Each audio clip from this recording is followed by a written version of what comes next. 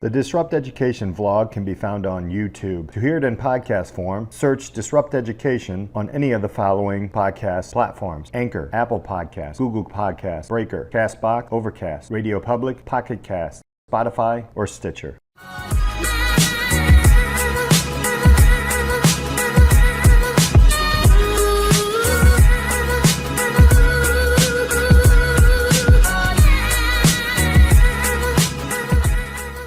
Welcome to the Disrupt Education Podcast. I'm Peter Hostrauss, the host. Thanks so much for hanging out with us.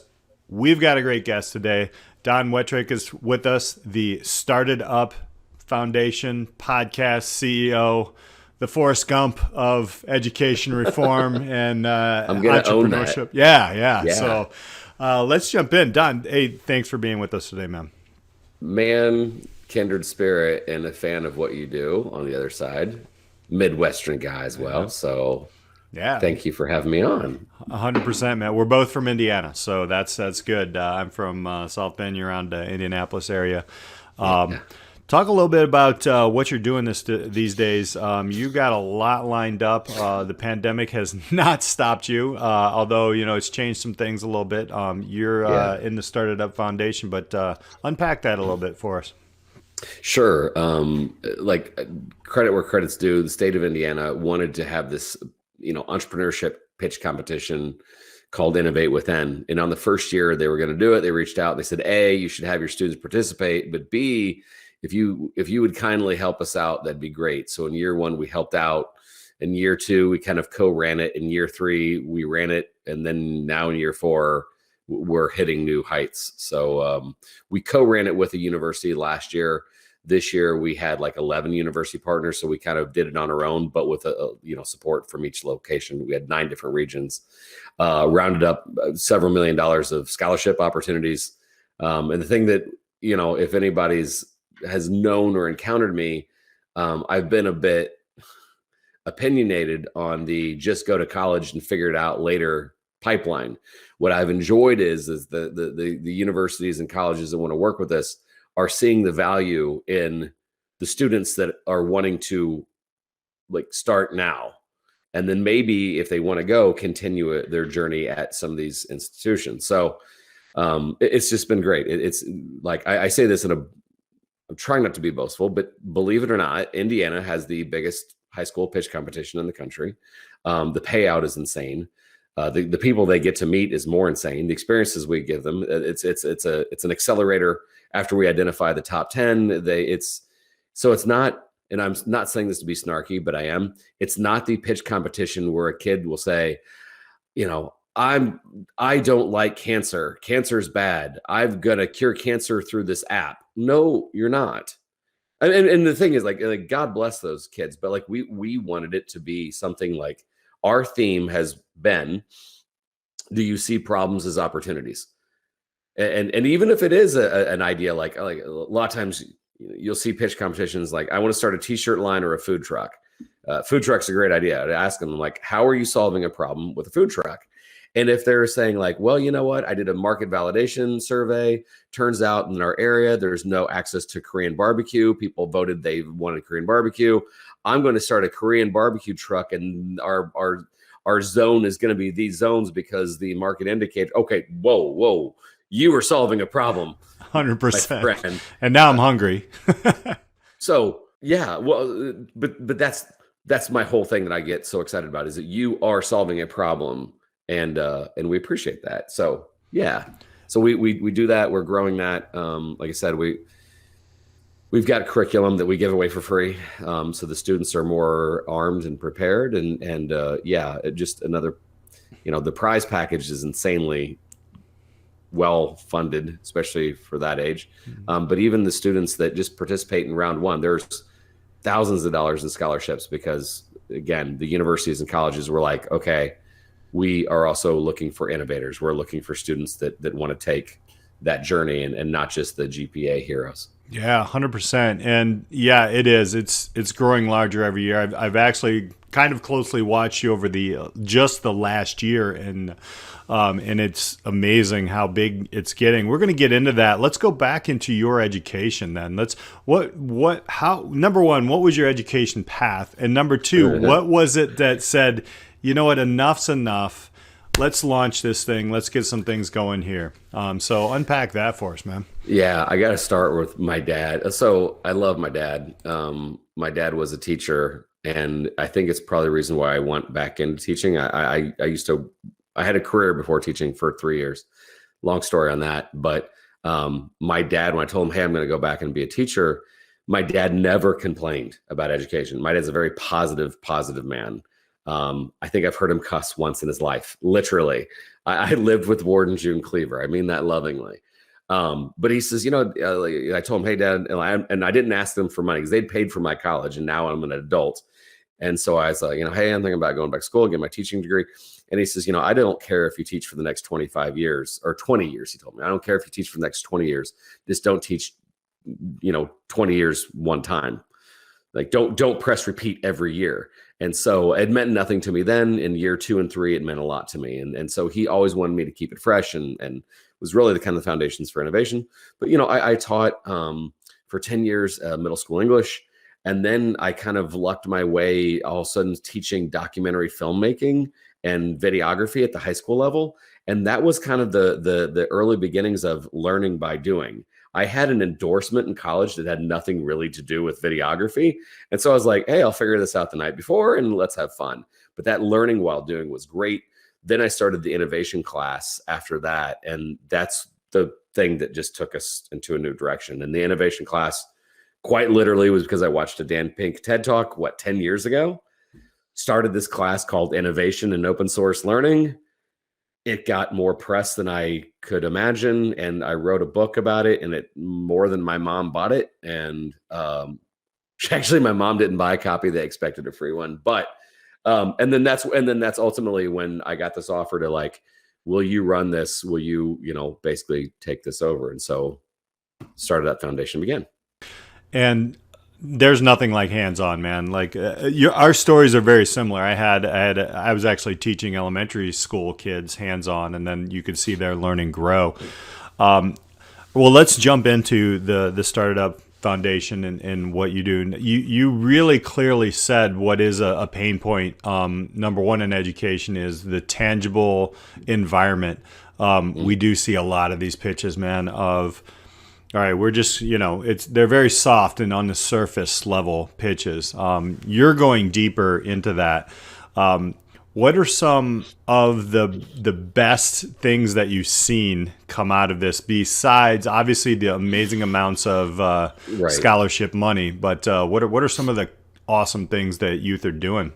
So let me start by saying that even though I was being snarky at the beginning, what I truly love is that we saw a lot of pitches that in a competition sense weren't good, but you could tell this is the first time they were like, I've been thinking and I've been hearing people complain. And honestly, that I get more excited about that, dude, than anything else, because yes, I'm looking for that student that knows how to build and scale an event, app, service, whatever.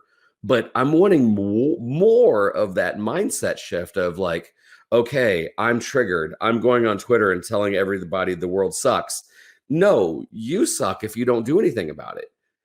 And so I got to say, my most proud thing is we more than doubled in size during COVID.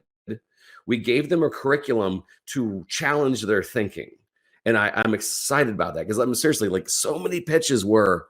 So I was noticing something around my school, or I was noticing something around my town, or it occurred to me that no one else was doing this. Problem solved. While I'm about to go into brag mode on what some of the high level ones were, honestly and truly, I'm not trying to make this the Miss America pageant, feel good moment, but like truly that's where my heart is. Now that being said, we had some things that were from just insanely practical. I actually probably shouldn't talk about this year's winners because I don't want to show favoritism, because we are now done with our regionals and we have a top 10 that are going to go into the state. So I'll mention some that didn't even place in the top 10 this year, or some from like last couple of years. Like there was one student, his pitch was, I hope I don't mind this person talking to me about it. He says, I want to buy out my mentor. He says, I've been doing taxidermy for 2.5 years, and the guy makes really good money. He's in his late 70s, and I'd like to make him an offer and tell him to stop. And he's like, he had his cost breakdown on what every animal was, from, deer to, bear to dogs. I did not know that some people have their dogs forever. And, but his whole thing was, he's like, I want to make a living off this. And I know exactly what the price, and he even had insights on how he could market better. Just practical things. We saw another one. One of my favorites was that there was these girls that basically did an event. I don't even want to give it away because they're still in prototype mode, but let's just say the event, the girls that paid to be there end up being labor to make a product. And the girls were excited to make this product because it was a fun craft. The girls got to keep 10 of these. And as they were talking and having fun, they made 100 of them. So they gave them an experience, and then basically like, oh, we get to keep 10 of these. And then the entrepreneurs, these two ladies, got to keep 90% of the product and sell them at local boutiques. That's genius. So I mean, we've had some apps, we've had some like artificial intelligence, we've had some things this year that are in medical that are actually going to go through clinical trials. It's been insane. Yeah. But again, I just like the student that's like saying, so I think I'm onto something, and hearing that mindset that will forever change the way they view the world. These are your future city council people. These are your little league directors. These are your big brothers, big sister directors that like, they know how to jump in and build and scale stuff. There's nothing like that curiosity, man. Like that curiosity that, hey, I think I'm on to something, is just that light. And I love that.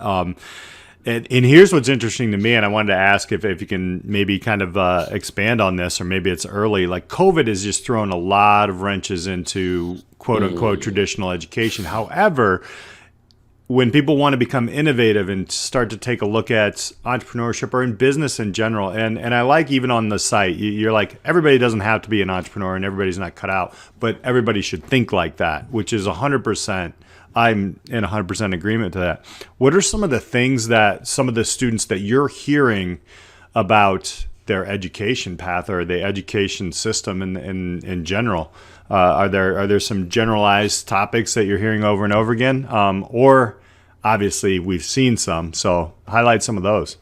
Yeah, I mean, in some cases, there's been a lot of mental health, how you doing, man, things tied around it.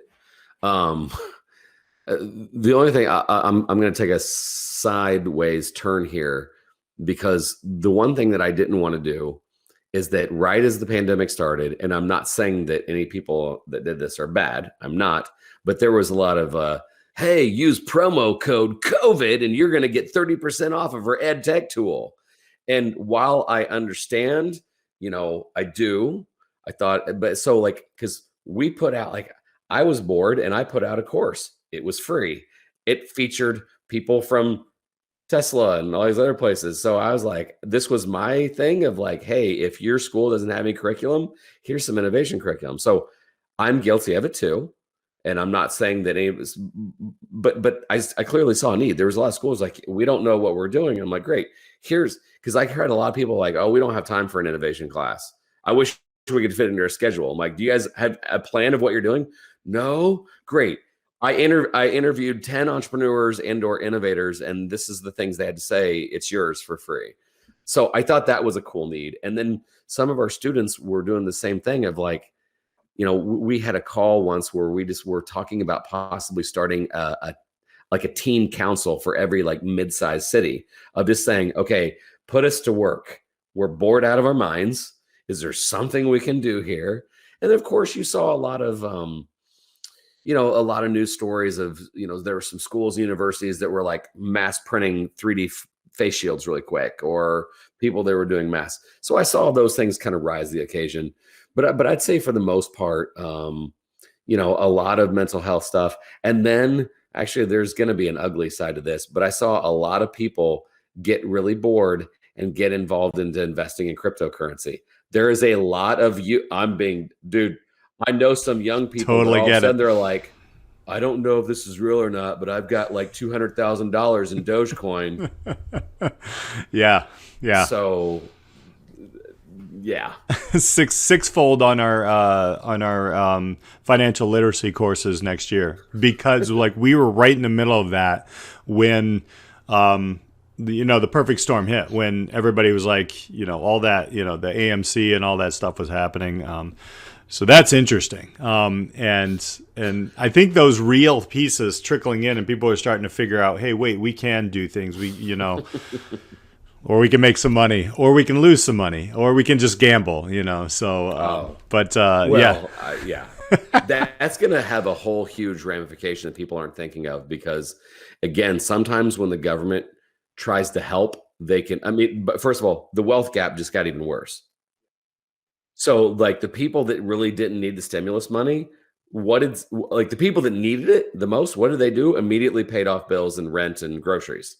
The people are like, oh, I got a check for $5,000. They bought Bitcoin and Dogecoin and AMC. And I'm not saying that lightly. And like, it was the whole, everybody gets free money was a dangerous thing. And there's going to, that's for another show. Absolutely. But I love that. I mean, just because you do have a podcast, I want to highlight, the podcast, which is awesome, by the way.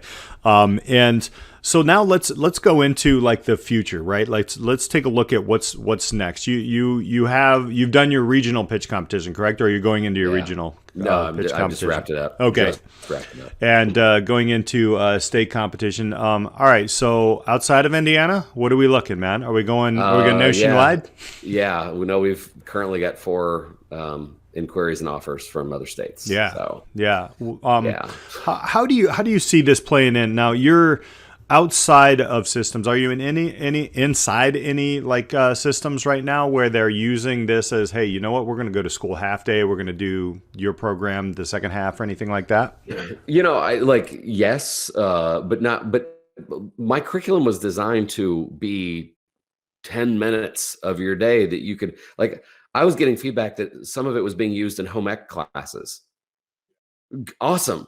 Because there was this misnomer like, oh, well, we'll pass this along to our business teacher or DECA rep, or it doesn't have to be. You can teach whatever. But the weird thing was tracking it, because it was free. Matter of fact, so what's next is I can't say quite some names, although I've already recorded a couple. Well, one I can confirm because it's already done, but like Seth Godin teaches the thing on marketing. Seth freaking Godin teaches, and this is all for free. Right. And so some of these people I've reached out to are well known, but it was kind of like, hey man, thousands of kids are going to listen to this. Will you teach we're talking a 15 to 20 minute course on the basics to kind of whet their beak a little bit on wanting to learn more. And so that's kind of the next thing. And so obviously if we're talking about this is used in more than one state, that's kind of cool. That was also a tough financial decision, is that, in some cases there's a couple of entities that are not happy with us because we are not charging, and that's, but we're a nonprofit and we decided to make it free. Right. So that was a weird thing because we could have, and then the names we have coming on now, we definitely can. But again, I think, and for that matter, like they're not like, it's not like a 1-year entrepreneurship course. This is a 20 lesson, enough for you to go, okay. And if you want to have it enhanced by your school because you already have a class, awesome. We just, or if you don't, and truly the reason why we got the start of this whole journey is that and by the way, when I say underserved schools, I mean rural as well. Sometimes there's a misnomer, but so we had some really good raw pitches from underserved schools. And then when the judge asked the first question on market, validity, or, how they're going to scale up, or had they looked into venture, and they didn't they were stumped. They didn't know some of the terminology. So when we did this class this first year, well, first of all, our underserved community doubled. It was amazing. And a lot of them were like, "Oh, I get your question now." And so it was really good. And so we're beefing up the curriculum. We're beefing up the experiences. Our mentors that have already helped already, and the ones that we're bringing on board are insane. And I get more excited about that because this is my only other last snarky moment. And I know that you know this because you're good at this too. I hate it when people's like, "Well, it's not what you know, it's who you know." And the answer is, well, then go know people. 100%. 100%. And then when our kids start to go like, "Wait, you asked him and you got a nothing. I asked him and I'm like, I'm a kid that wants to learn from you." Like, exactly. You'll get a yes sometimes faster than we will. Yeah. So when all of a sudden those students like realize that they can reach out, and a lot of times asking at that low level isn't worth your time, you might as well shoot up here. Mm-hmm. Man, that's the coolest thing. There's nothing like that. There's nothing like a connection happening and you see it go through. You're 4 years in. This is interesting because you mentioned the college thing, right? And you know, the credential there has its value if you know how to use it and you know how to play that game, right? One of the things that I'm seeing is a lot of dropping of the college degree and looking more at the skills and the thought process. Okay, so creative problem solvers and adaptable to change. Well, we're all becoming adaptable to change because we're in the middle of a freaking pandemic. But the creative problem solvers, that's the entrepreneurial mind. Are you seeing, or do you see in the future, any of these companies coming, or maybe they already are saying, "You know what, Don, we want to be in on this because we want to see... And then, by the way, we're going to connect, and this kid is going to jump into our organization." Yeah, so, yes. And I think that you know this already. You're just asking me to be nice. Yes, absolutely. You know this. You're seeing it. Because, like, we're in a skills-based economy. That's it. And there's still some old school, but, like, it's starting to sound silly. Like, at a job interview, all right, we're up against some competition. What do you got? "I have a degree." That's great. We need some fresh ideas. Can you code? "I have a 3.8." Like, I mean, these are all great things. Just because you did well in academia, what skills do you have? And that more and more people are looking for that. And I'm not even talking about,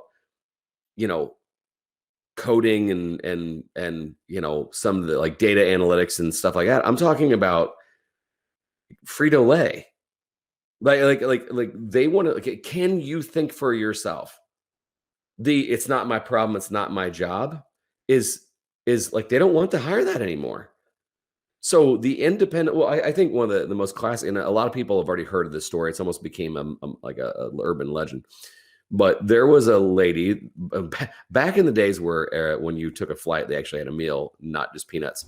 But several years ago, I believe it was United, a lady figured out that if she took the olive out of their salad, it was going to save the airline like literally $500,000. That is so in demand. She took the time to go, let me look into this. Did she get a $500,000 raise? No. But like Seth Godin and Lynchpin, she probably became so indispensable that like employers, Walmart, Amazon, places that, yes, hire a massive amount of people, they want innovative people. And by the way, if you are that person, you're not going to stay at the smallest level. You're going to climb so fast. And I think that's what's so exciting. Actually, JT McCormick taught a thing on our pandemic thing. He was talking about if you started off, doing the cashier, you'd be regional manager in about a year if you kept asking for more responsibility and you kept proving your worth. Those are independent thinkers. Demanding that your 15-minute smoke break be valued and honored is okay. You're everybody else. Saying, "I'm ready to take on more responsibility. I'm ready to help out the company even more so I can rise and own a franchise someday." Man, those kids are in high demand. Yeah, the who you know, we started there, and now the who you know, it used to be the track, and it used to be, quote unquote, a little bit inequitable, right? But now the what you know and the who you know, it's all out there. Love it. And LinkedIn taught us that too. Because so you're right. It used to be very cronyism. Well, now it doesn't matter, because if you're making a name for yourself, and the internet has democratized all that. So my dad he was, a partner at this practice, and like, I'm not saying it's dead. I'm saying it's greatly diminished, because if all of a sudden, because I know that some of my students, this is why we embraced LinkedIn so much so long ago. At first they're like, Mr. Wettrick, there's no 16-year-olds on LinkedIn. I'm like, exactly. Who is on there? 40-year-olds, they're like, you remind me of me when I was your age, and then the opportunities. So we might be, brothers from another mother or something, man. We're just like, and I love that. It's so true. And it is like, now there's no excuse, right? Even like, that's kind of my mantra with the unlearning coaches. Look, school sucks is no longer an excuse. Like, right. Just make it work for you, right? Like, and then show. So I want to give you a shot here, wrapping up. How can people connect? How can people give? How can people understand what you're doing? And obviously, and I know this thing is going to grow bigger. That's going to be more responsibility, but you'll be okay, man. You got great people around you. But how can people connect and give and figure out different ways to offer up some things? So branding wise, a lot of our things go through Innovate Within. That's Innovate, WITHIN.org.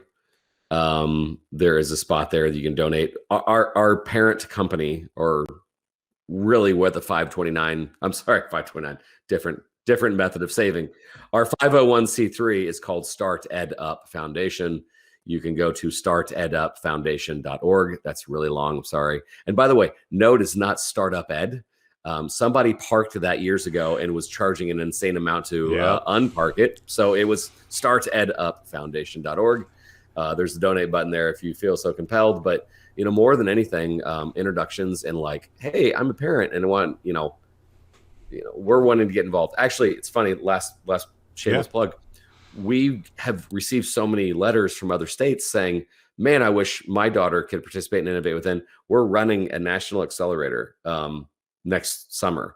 We are going to bring 10 to 15 teams of exiting high school seniors and have them live here, and then give them some time to say, and by the way, they're already halfway there. So it's not like an idea.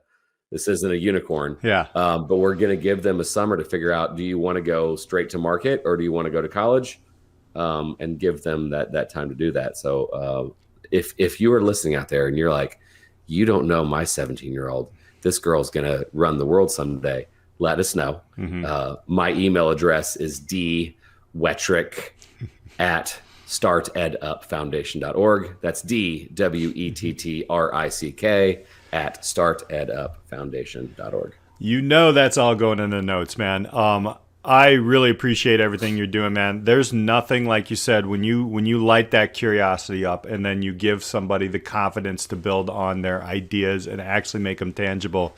You're doing great things, brother, and I really, really appreciate it. Disrupting education. No, back at you. So, I know what you're doing. Hey. And I like, and you're doing a state that's not that easy. So you got a little more red tape than we do. So I've got big scissors.